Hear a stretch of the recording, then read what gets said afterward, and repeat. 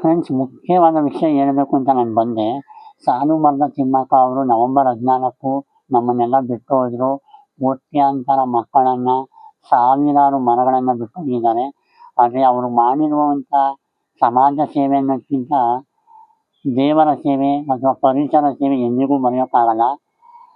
ನಾನು ಇನ್ನೊಂದು ಮುಖ್ಯವಾದ ವಿಷಯ ಏನು ಹೇಳಬೇಕು ಅಂದರೆ, ಅವರಿಗೆ ಸಾವಿರಾರು ಪ್ರಶಸ್ತಿಗಳು ಬಂದಿದೆ. ಅದು ಒಂದಲ್ಲ ಎರಡಲ್ಲ, ಸಾವಿರಾರು ಪ್ರಶಸ್ತಿಗಳು ಬಂದಿದೆ.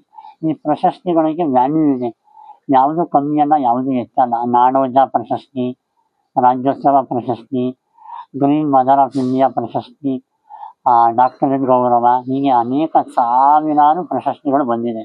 ಹಾಗಾಗಿ ಈ ಪ್ರಶಸ್ತಿಗಳನ್ನು ಸಂರಕ್ಷಣೆ ಮಾಡಬೇಕು. ಅಂದರೆ ಸರ್ಕಾರ ಒಂದು ಮೆಷರ್ ತಗೊಂಡು ಅವರಿಗಾಗಿ ಒಂದು ಮ್ಯೂಸಿಯಂ ಮಾಡಬೇಕು. ಆ ಮ್ಯೂಸಿಯಂ ಮಾಡಿದ್ರೆ ಈ ಪ್ರಶಸ್ತಿಗಳು ಮತ್ತು ಅವರು ನಡೆದು ಬಂದ ದಾರಿಯನ್ನು ನಾವು ಒಂದು ಮ್ಯೂಸಿಯಮಲ್ಲಿ ತೋರಿಸಿ ಮುಂದಿನ ಜನರೇಷನ್ಗೆ ನಾವು ಇದನ್ನು ಒಂದು ಗಿಫ್ಟಾಗಿ ಕೊಡ್ಬೋದು. ಹಾಗಾಗಿ ಕರ್ನಾಟಕ ಸರ್ಕಾರ ಮತ್ತು ಇದಕ್ಕೆ ಸಂಬಂಧಪಟ್ಟ ಮಂತ್ರಿಗಳು ದಯವಿಟ್ಟು ಸಾಲುಮರದ ತಿಮ್ಮಕ್ಕ ಅವರ ಒಂದು ಸ್ಮಾರಕವನ್ನು ಮಾಡಬೇಕು. ಹಾಗೆಯೇ ಅವರ ಒಂದು ಮ್ಯೂಸಿಯಂ ಕೂಡ ಮಾಡಬೇಕು. ಮ್ಯೂಸಿಯಂ ಏನಕ್ಕೆ ಮಾಡಬೇಕು ಅಂದರೆ, ಅವರು ಬಗ್ಗೆ ಅಥವಾ ಅವರ ಪರಿಸರ ಮಾಡಿದ ಸೇವೆಯ ಬಗ್ಗೆ, ಅವರು ನೀಡಿದ ಕೊಡುಗೆ ಸಮಾಜಕ್ಕೆ ಆಗಲಿ, ಕರ್ನಾಟಕಕ್ಕೆ ಆಗಲಿ, ದೇಶಕ್ಕೆ ನೀಡಿದ ಕೊಡುಗೆಯನ್ನು ಸ್ಮರಿಸಬೇಕು ಅಂದರೆ ಒಂದು ಮ್ಯೂಸಿಯಂ ಮಾಡಬೇಕು.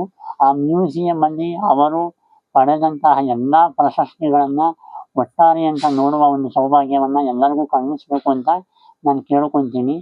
ಅವರು ಪಡೆದ ಸಾವಿರಾರು ಪ್ರಶಸ್ತಿಗಳು ಬಹುಶಃ ಇಡೀ ಇಂಡಿಯಾದಲ್ಲಿ ಯಾರೂ ಪಡೆದಿಲ್ಲ ಅನಿಸುತ್ತೆ. ಅಷ್ಟು ನೂರಾರು ಬಿರುದುಗಳು, ನೂರಾರು ಸರ್ಟಿಫಿಕೇಟ್, ನೂರಾರು ಪ್ರಶಸ್ತಿಗಳು ಕೂಡ ಬಂದಿದೆ. ಹಾಗಾಗಿ ನಾನು ಹೇಳೋದು, ಅವರು ಪಡೆದಿರುವಂಥ ಪ್ರಶಸ್ತಿಗಳನ್ನು ಸಂರಕ್ಷಣೆ ಮಾಡಬೇಕು. ಅದನ್ನು ಒಂದು ಜಾಗದಲ್ಲಿಟ್ಟು ಮುಂದಿನ ಜನರೇಷನ್ ನೋಡಬೇಕು.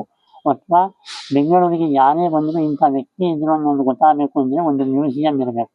ಹಾಗಾಗಿ ನಾನು ಹೇಳೋದು, ಒಂದು ಮ್ಯೂಸಿಯಂ ಮಾಡಿ ಸಾಲುಮರದ ತಿಮ್ಮಕ್ಕ ಅವರಿಗೆ ಒಂದು ಪ್ರೊಟೆಕ್ಷನ್ ಅಥವಾ ಅವರ ಒಂದು ಪ್ರಶಸ್ತಿಗಳಿಗೆ ಪ್ರೊಟೆಕ್ಷನ್ ಕೊಟ್ಟು ಅವರಿಗೆ ಗೌರವ ಕೊಡುವಂಥ ಒಂದು ಕೆಲಸವನ್ನು ನಮ್ಮ ಕರ್ನಾಟಕ ಸರ್ಕಾರ ಮಾಡಬೇಕು ಅಂತ ನಾನು ಈ ಮೂಲಕ ಕೇಳ್ಕೊತೀನಿ ಅಂತ ಹೇಳ್ತಾ ನನ್ನ ಮಾತನ್ನು ಮುಗಿಸ್ತಾ ಇದ್ದೀನಿ.